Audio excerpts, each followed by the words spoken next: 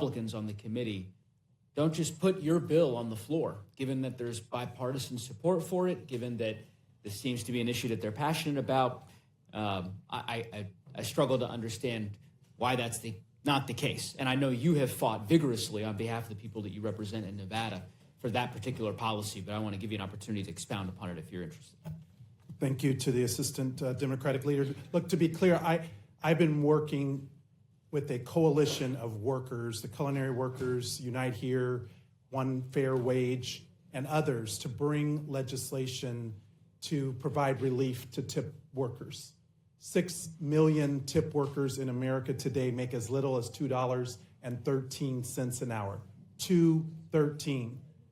70% of those workers are women, and women of color in particular.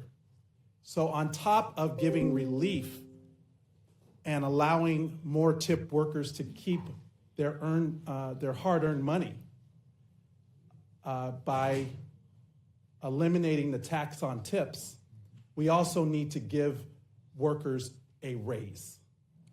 And that is what my bill does. No other bill does that. My bill also has important safeguards so that people continue to pay into Social Security, so that hedge funds are not able to grift off of the policy, so that we define what a tip worker is, so that it's not abused under our tax law. And so for Chairman Smith to sit here today and say, you know, he couldn't bring a bill to the committee is just wrong, because I'm ready. I've been ready, and my bill has been ready since the beginning of this Congress. And it comes from the actual tip workers who are affected by the policy. I am a co-sponsor of the bill that was unanimously passed by the Senate, the same version. And I see no reason why the House cannot bring up a standalone bill to make sure that we are advocating for the needs of tip workers and all workers. You're going to have all these compounding effects of cutting health care, of cutting nutrition programs, of making it harder for working families to get by. Then let's give workers a raise. Let's give them a raise that's livable enough to actually pay the rent on and to afford to buy a home.